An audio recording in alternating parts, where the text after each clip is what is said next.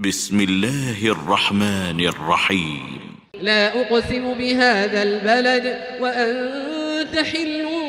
بهذا البلد ووالد وما ولد لقد خلقنا الإنسان في كبد أيحسب أن لن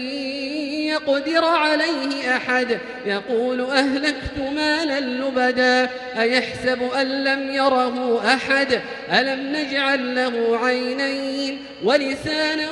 وشفتين وهديناه النجدين فلاقتحم العقبة وما أدراك ما العقبة فك رقبة أو إطعام في يوم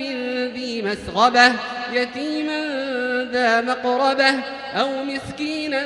ذا متربة ثم كان من الذين آمنوا وتواصوا بالصبر وتواصوا بالمرحمة أولئك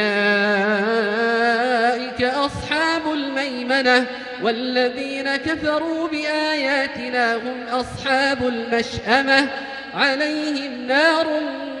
مؤصدة.